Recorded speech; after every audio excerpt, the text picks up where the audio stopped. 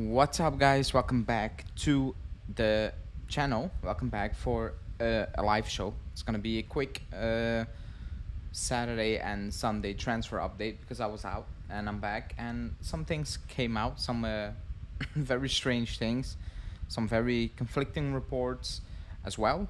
Also, preseason actually starts tomorrow, so that's something we need to talk about because the list got released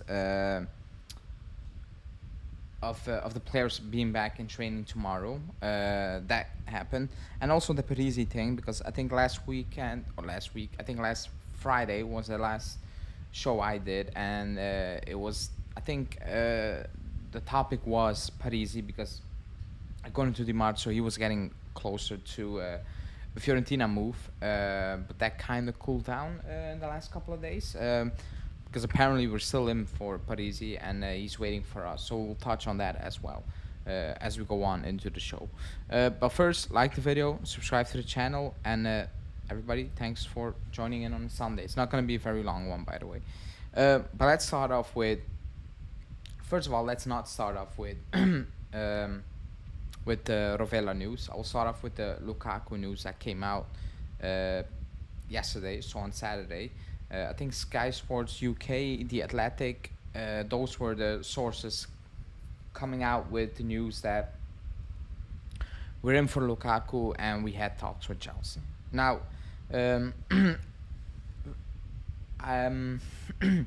okay, 2 points. First of all, going off the news, I don't believe we are in for Lukaku. I don't even believe the club actually held talks with Chelsea over bringing Lukaku in, because it makes absolutely zero sense. You know, if you want to lose Vlahovic because you need money, fine. You know, if you don't like certain things about Vlahovic, you know, fine as well. Excuse me. But then you cannot bring in Lukaku. That's one, you know. So I don't believe we're in for Lukaku whatsoever. But even if we were in for Lukaku, for some strange reason, the club contacted Chelsea, contacted Lukaku to ask for their availability, whatever, fine. I will still be extremely calm because Lukaku will never play for us. He will not join us. He hates us, or like he portrayed that he hated us. He will not do that. I cannot say I know that for a fact, but he will not play for us because it's just not, like, that's the worst match made potential in hell. Like, it's a match made in hell. Like, it will never work out between the two fan bases and his personality, who he is as a player. It will never match. So I don't think he's that stupid. Even if we were in for him, he doesn't want to play for us, which is a good thing because I don't think he's good. You know, I think actually he's a very, like, he gets the goals, but like Immobile gets the goals, and I don't want Immobile. You know, if he's just a player I never rated ever. Even when he played in Belgium, like he bullied people because, well, he was twice their size, but like he's not a top striker. He thinks he is, which is fine. You know.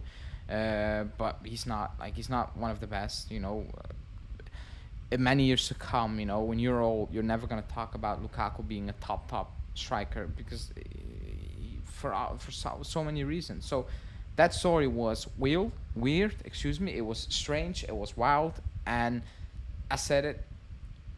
It's Chelsea pushing Inter to make a move. Now, two things. First of all, the club moved on from Albanese, who was the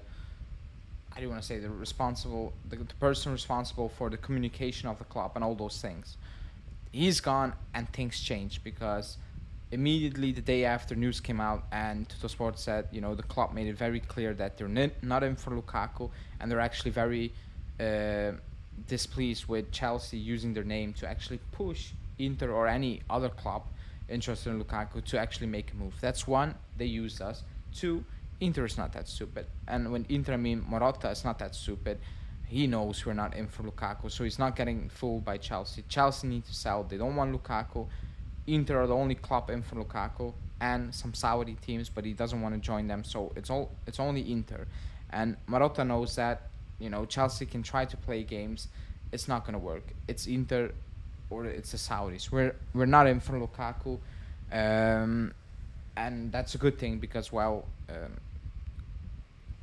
yeah, like I don't I don't want to go into that because it's kind of a waste of time, because we're not in for Lukaku. We're just absolutely not in for them. Um, I think he even has a higher salary than Vlahovic. It's just rumors. He might have the same salary when he actually signs on a long-term deal with Inter now. But as of now, yes, he does. Yes, he does. But we're not in for him. It's not even like a rumor we're discussing.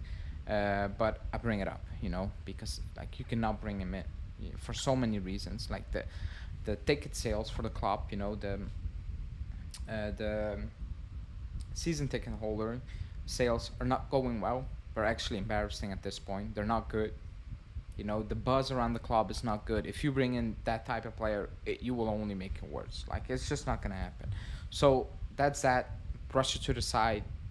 It's not going to happen. But it was in the news yesterday, all day long. So here I am discussing it. Let's move on to the main topic of the show, or of this quick transfer life update, and that's Rovella, because it seems that everything is kind of revolving around Rovella the last couple of days.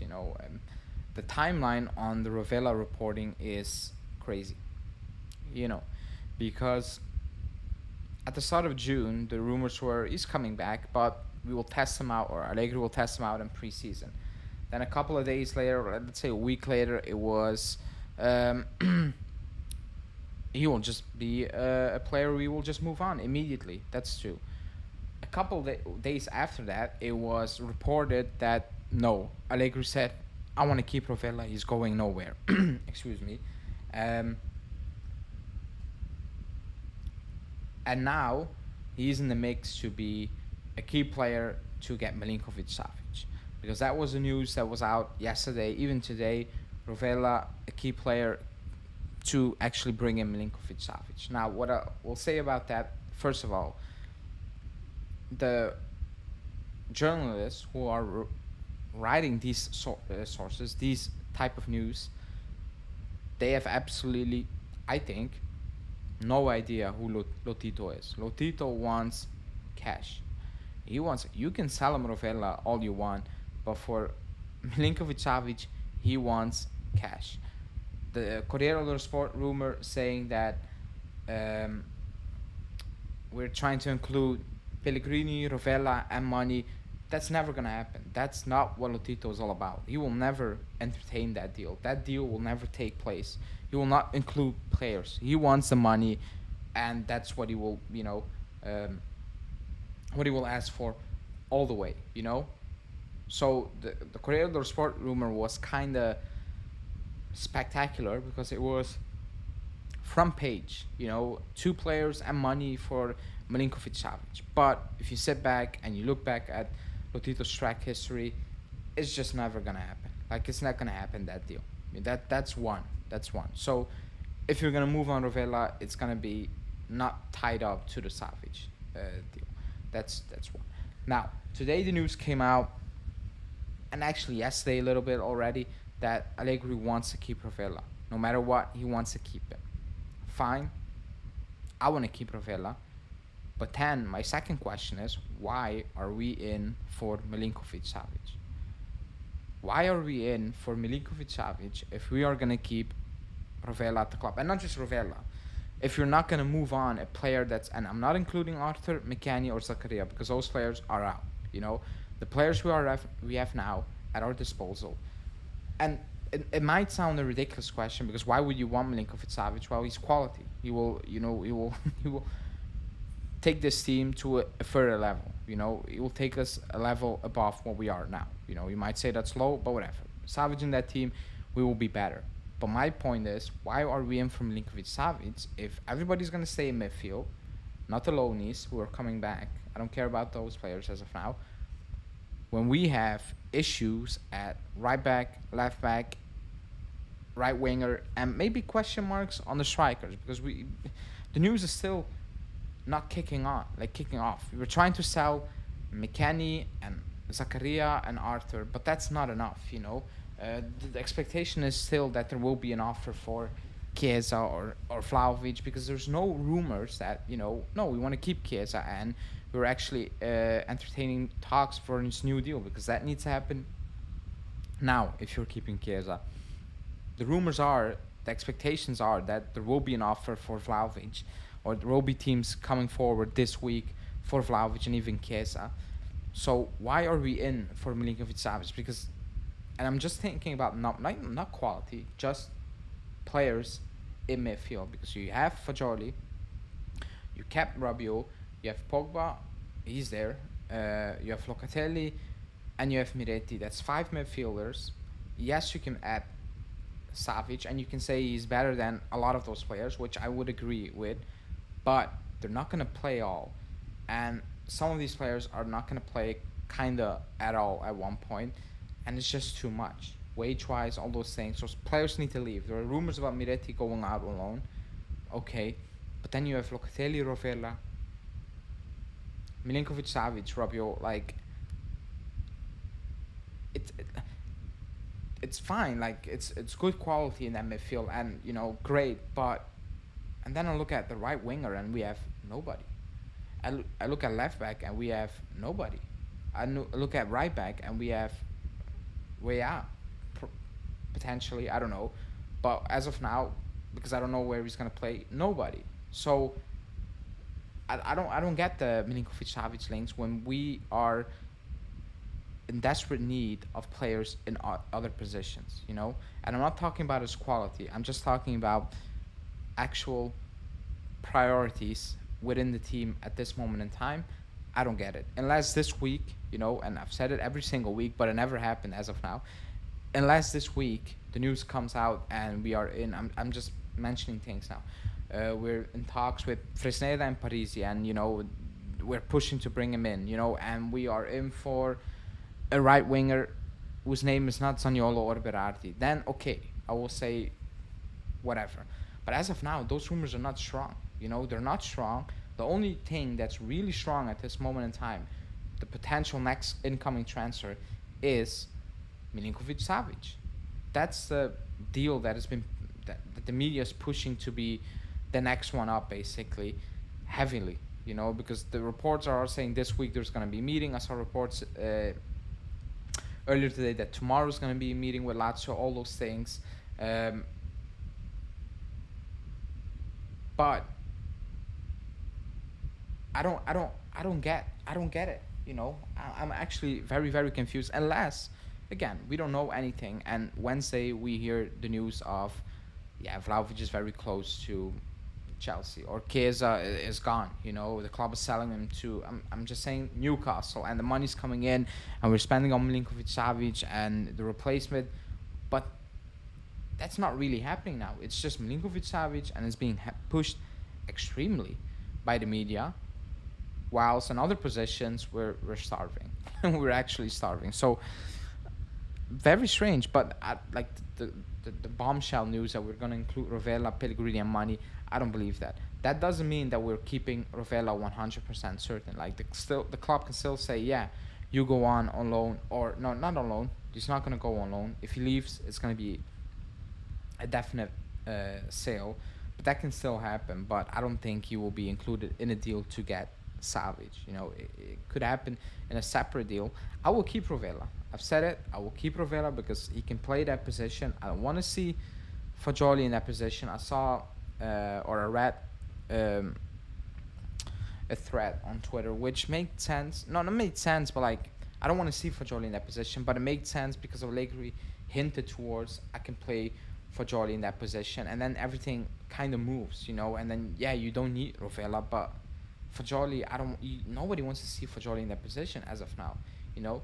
So you keep Rovella, he fills in that DM position, that pushes Locatelli to the side, and you have Rabiot there, and you have Fagioli, and you have Pogba, but then you also have Milinkovic-Savic, like, and Miretti, who then probably will be out on loan, but it's way too much. Like, listen to what I say. Like it's too much. Then that means at one point you're benching a Rabiot or a Savic or a Pogba, or maybe Pogba is not going to be fit for a while, which is probably going to be the case, sadly enough. But it's too much. Like it feels it's going to be too much.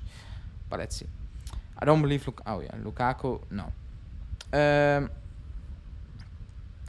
Romeo Gracie said Rovella's going to say he did. As of now, I believe he's going to stay. I don't think he's actually going to. I don't think he's going to leave as of now. I don't think so. Also, if you see the transfer of a player post casual summons, that's instant investigation. Yeah, I mean, I think we're selling Junior. I will talk about him later on, because the Parisi thing is kind of strange. How about to send Arthur and Pellegrini and Bonucci to Lazio and get Savic? Yeah, that sounds good in theory, but Lazio don't want those players besides Pellegrini. Also, the wages they're on are not something Lazio are gonna pay. You know, like it sounds good in theory, but like, and who says Arthur and Bonucci want to go to Lazio? Like it doesn't work that like that. If you get Savic, then we should be switching to a 4-3-1-2. That's the only formation where you can play 4 midfielders. Otherwise, it makes no sense. Even in that midfield, you know, you need some sort of balance. Like if I've seen potential lineups. I've seen potential lineups with Rabiot and at Savic, Pogba and Savic in that 3, but like balance-wise, it doesn't, like, where is the defensive, like, where's that quote-unquote defensive midfielder? Who's gonna be the cleanup? Who's gonna clean up the mess, you know, in that midfield? You know, if we lose possession, who has that speed? Like, you need to have some sort of balance. That's why I'm very confused. And if you're pushing for Savic, you know, then I have actually no idea. Because I was going into the season, it's gonna be a 3-5-2, and I'm so confused now. I'm actually so confused. But I guess let's see. That's the only thing we can do now. Wait and see if something is gonna happen this week. Because again, tomorrow players are gonna return to training. Not all of them. I think everybody saw the list. A couple of first teamers, a couple of players that will, you know, leave, a couple of players that, you know, just will be with us on preseason, and they will be back with the under 23s or what so on. But the season is kicking off. You know, the following week we are leaving for the tour, right? Isn't it? Like we play the 22nd is when we play it, right? So we play Friday. So next week, the following week, we also leave on tour. And as of now, the team is kind of the same, only you brought in Weah, you know? And so tomorrow, players back in training. Then a week from this Thursday, we leave for preseason. And a month from that day, we actually play Udinese away from home on a Sunday evening, first game of the season. And it feels like there's going to be still so much work to be done. And it feels like time is running out already. Excuse me.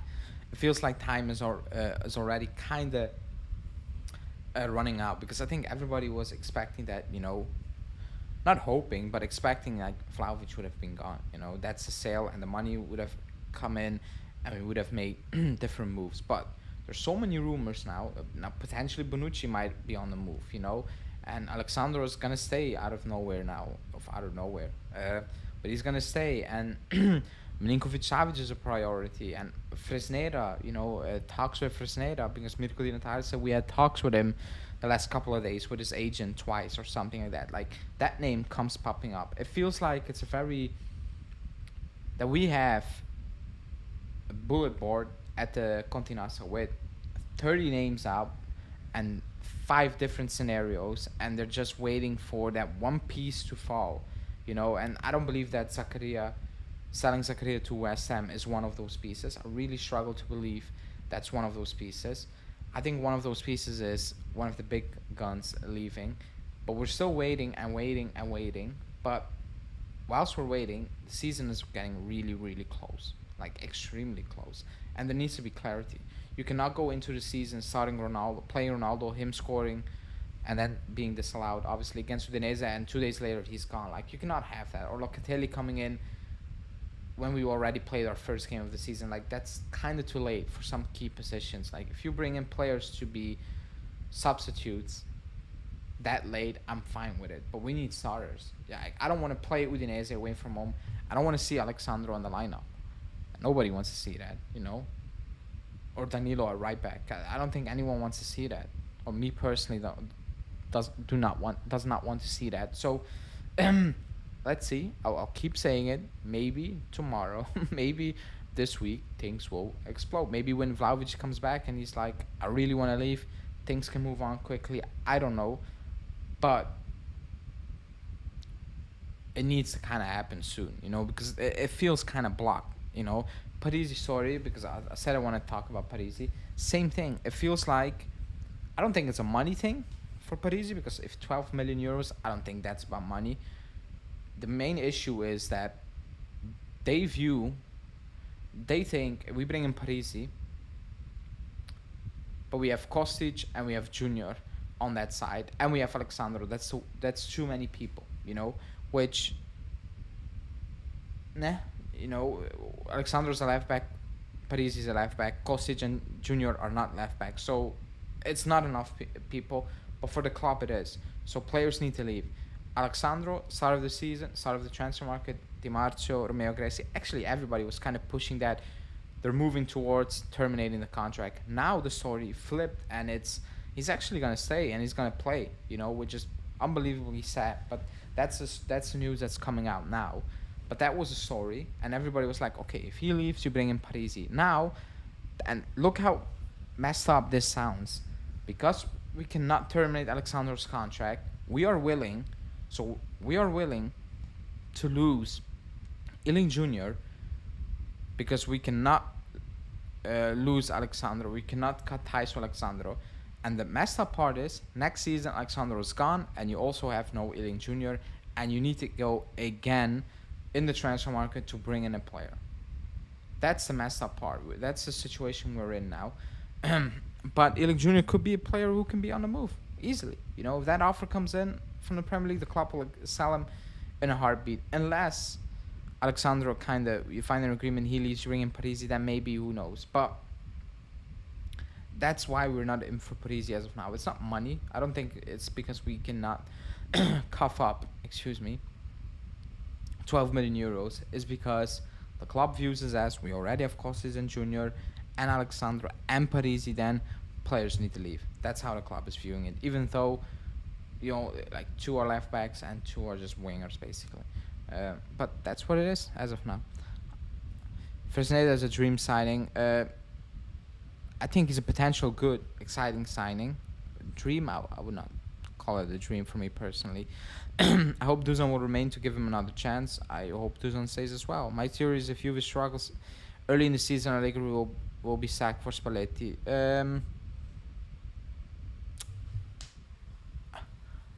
I think if we struggle like we did last season or early on in the season, I think the club will move on. But I will not applaud that. I will not be happy, because why? Like, I think we all are very pessimistic for his season. You know, based on what happened the last 2 years, he should have not be at the club now, but he is. So if we play poorly at the start of the season, I'm not going to be happy because I want to win.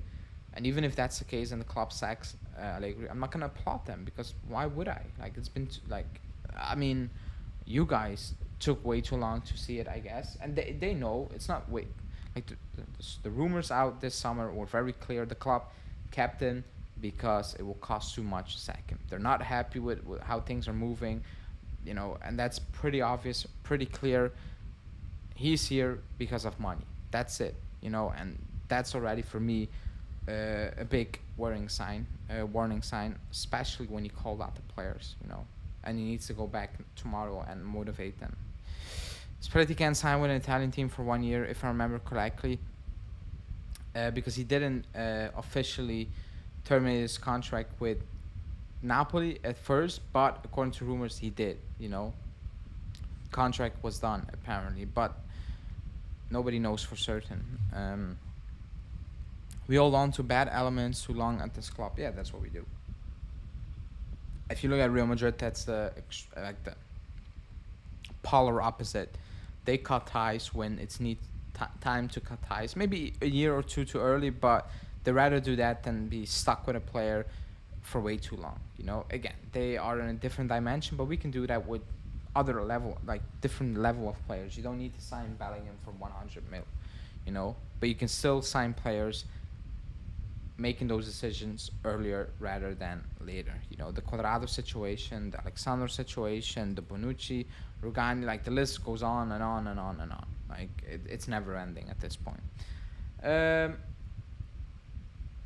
I would not be interested in get Orban. Excuse me. I would not be interested in him. Excuse me.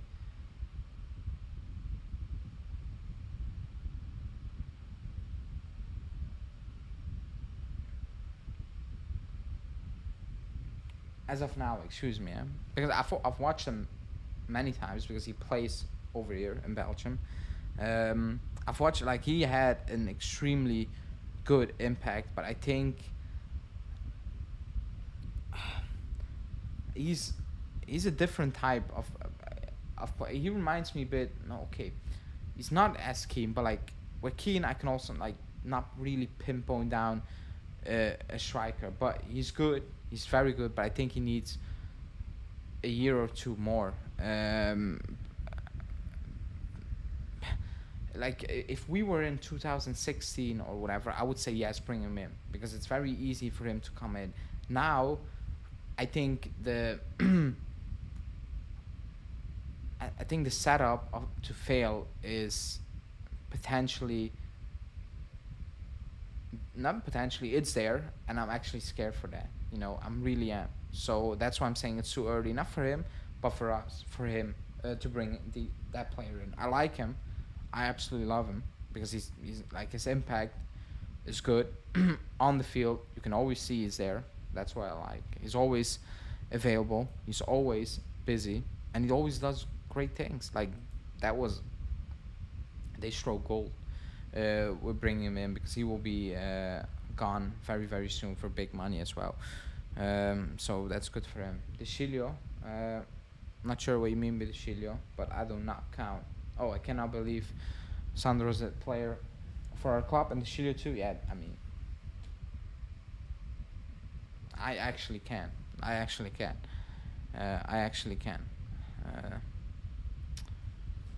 Let me see, because I think Romano tweeted something about Vlahovic, if I'm not mistaken. Let me see what Romano has to say. Yes, nothing to say. Okay, Vlahovic could leave Juve, but only for an important bid, so no news. He's one of our four strikers being considered by PSG. Chelsea are currently not negotiating for Vlahovic despite rumors. Chelsea and Bayern appreciate Duzan, but haven't opened talks as things stand. Yeah, so no news. Absolutely, like we knew that. Like every player at the club can leave for a good offer. I think that's the type of club, and that's the situation we're in now.